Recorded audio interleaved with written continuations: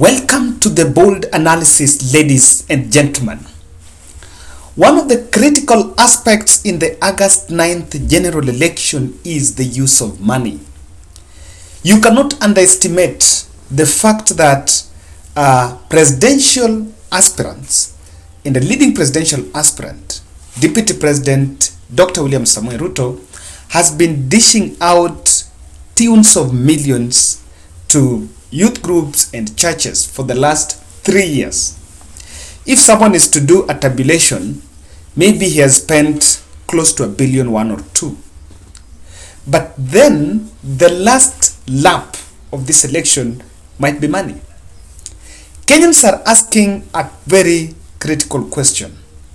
What are we dealing with in the eye of the latest statement by Azimio team, Junet Mohammed and Raila Odinga, that IEBC seems to be working closely with Deputy President William Samoei Ruto.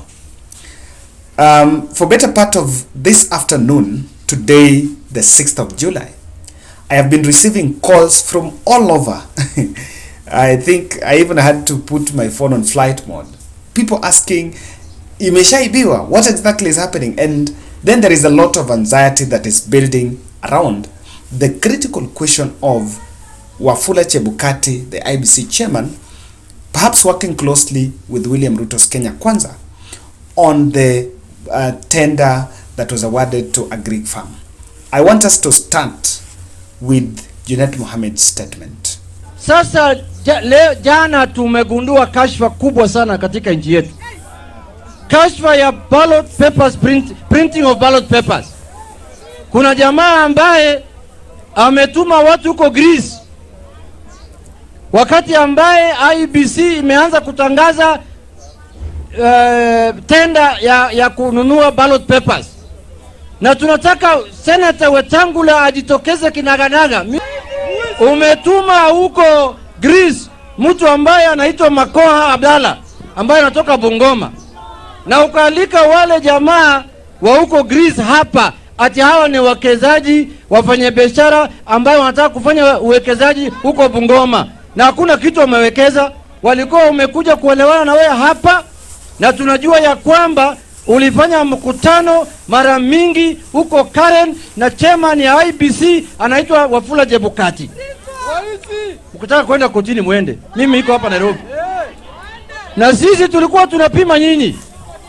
Na tulijua hizo mkutano yenu yote vile mulipanga ballot papers itoke huko Greece, zingine ikuje hapa, zingine ipelekwe huko Uganda. Tena mfanye huko ballot marking huko Uganda, then mupitishe kwa boda ya Bungoma, tena mulete hapa ndio uweke kwa ballot paper. Unafikiri sisi ni wajinga bani? Unafikiri sisi ni wajinga? Sisi tumeshajua mpango yenu yote. Ndio maana sasa lazima Wakenya wajue vile mmepanga kuiba kura, kwa sababu William Ruto anajua ya kwamba hawezi kushinda uchaguzi hii bila kuiba. That is a statement by Junet Mohammed today when he was speaking on a rally in Githunguri, that is in Kiambu.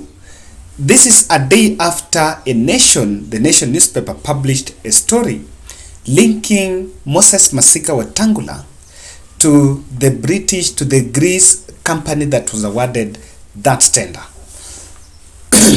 So I want just us to dissect that statement, because for better part of it also took my time to try do some data mining and comb through what exactly happened before that tender was awarded. According to Junet Mohammed, Moses Masika Wetangula brought in those two nationals from Greece. The meeting was held, and I think this afternoon I saw in his Twitter page saying that he's going to release the said video of Wetangula meeting with the two investors. Then in July 14th, and I want us to get these timelines, that was July 14th last year, IEBC advertised the tender. It opened the tender for the ballot papers printing, and the tender was opened in October. So on October 17th, the same year, the tender was awarded to a company, the Ipsos company. But after that, the Public Procurement Administration and Review Board nullified and set aside the multi-billion tender for the supply, delivery, and maintenance of the same company was not supposed to do the Schemes kit. So this tender was nullified last year. It was nullified because there were two companies that there is the Algurar, that is the one that did the same tender at 2.5 billion in 2017, and there was also another UK family, another UK company, but then the Greece company is owned by a family. So those two companies, one from Dubai and the other one from UK, were protesting that there were some illegalities in the tendering process, and they were then included and the process started afresh. However, IBC went to the High Court, and as Jonette is saying, there was a lot of court injunction, and whatever decision that was made by that board was overturned, and that is how this Greece company happened to have received that tender. So one question is this: by last year January, was Deputy President close to Wetangula? That is number one. Number two, even up to last year, by the time all this process was going on, is there a possibility that Wetangula was close to Deputy President? My answer is no, because I think by that time the country was more on the on the BBI, and Deputy President was on the opposing side, and Wetangula on the other side. Wetangula was on the side of the system, if I'm not wrong. However, I agree with people who have I posted this question to a friend, and he was saying that Wetangula is believed to be having close links with Chebukati, and if perhaps it is true that Wetangula and Chebukati are together, then probably he was brought in Kenya Kwanza. William Ruto brought him around him for the sake of that relationship, so that he could benefit from Wetangula and Chebukati relationship, if perhaps that relationship exists. So that is a bit of what has been covered. Now, up to this now, what is happening, the tender has been awarded, but it's on a 14-day standing. So that within these 14 days, the public itatoa their statements and all that, then we shall see how it takes. But of course, we have a very strict timeline to the general election, because the general election is just around the corner. So what are they going to print? The manual register, if it is going to be there, the ballot papers, result declarations, manual, and also the transmission, the ones that are going to be used at the constituency tallying center. So I want us to look at it critically, ladies and gentlemen, on what exactly we are dealing with. Kindly subscribe to our channel, click the notification bell, and also like our video. And I want us to listen to the voice of Raila Odinga, because Raila's statement is one of the issues that we are dealing with in this election. We might not be dealing with the 3 billion, because there is a possibility that perhaps Wetangula and Chebukati, maybe, of course there is a possibility, maybe they are together and they work, and that happens, or maybe the other companies that did not get this tender are also protesting in the background, and so they're just trying to, this is just their frustration is just playing out. But I need to point out something. IBC tendering committee opening of the tender has 3 people. One of the person there is the chief accounting officer of the commission. The chief accounting officer is the CEO. Initially they were going to parliament to change and just have different roles between a CEO and the chief accounting officer, but I don't think that was granted. So as of now, the chief accounting officer is the CEO of the commission. Now that is Marjan Hussein and Wafula Chebukati and another member. So this is to the opening. Then there is a evaluation committee. From there they come up and the tender is awarded. So I want us to look at it critically, but first let's listen to what Raila Odinga is saying. Kuna jambo moja peke yake. Jonette ameongea leo juu ya mambo ya wale ambao wana njama ya kuiba kura. Ati jamaa moja ametuma watu huko Greece pale ambao wanachapisha kura. ili wajamaa pale wachapishe kura ya ziada ya balaa. Hiyo kura itaingizwa hapa Kenya, na katika polling station wataleta hiyo kura. Wamechagua polling stations kama 10,000 pale ambapo wataweza kuingiza hiyo kura 200 ili ingie pale, ndio wapate kura 2,000,000 ya ile ya ziada ya uongo. Naelewa sawa? Hiyo ndio sababu bwana Chebukati anakataa atisitumie ile manual register. Sasa mimi nataka kutangaza hapa Githunguri, manake najua manual register kitumika itajulikana watu wangapi ambao walipiga kura katika kituo hiki. Naelewa vizuri. Ile ya electronic ni hakuna rekodi ambayo inabaki hapo. Ndio sababu sisi tulisema juzi ati lazima tuwe na manual register. Pale ambapo mtu akiingia ndani jina yake ikisipatikana katika hiyo register inatolewa. When Raila was talking in Kiambu, he said that because of that is why they are insisting on the manual voter register. According to them, they might, if you listen to the way they were talking, they're not having a problem that the tender was awarded to another company and not the other. I don't think that's where the issue is. And so when I saw William Ruto responding that whoever gets the tender is not his problem, that's not where the contestation is. But I think the contestation is on the security of the election. So I want us to face off number one. The first question is this. If ballot papers, how do stuffing of ballot papers happen? How can it happen?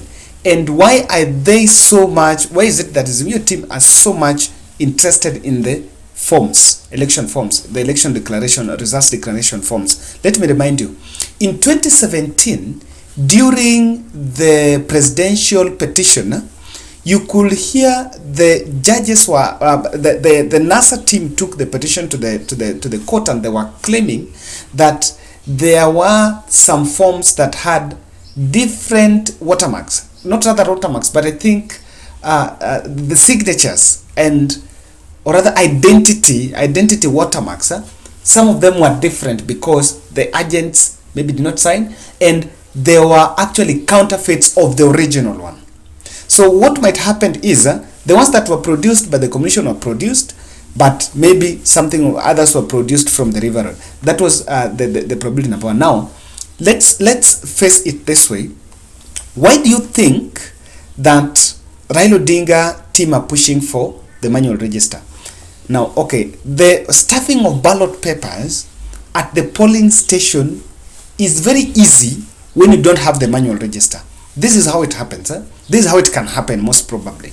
That ikifika jioni around 6 and you realize that in the polling station there's supposed to be 700 and only 400 has voted, you just check and tweak and put, especially a situation where there is coalition, collusion, not coalition, but collision, not collision, but where is unity, let me say unity amongst the election officials, where the agents and all that are there. And again, the extreme counties like strongholds where the opponent might not have the agents. Those are the counties that are the ones that are being talked about. And when you have the manual register, you have to go there and cross. Now with the Kim's kit, you can't see who has not voted, but you can see that 10 people has voted, but you can't know that Kevin and Wanjiru has voted.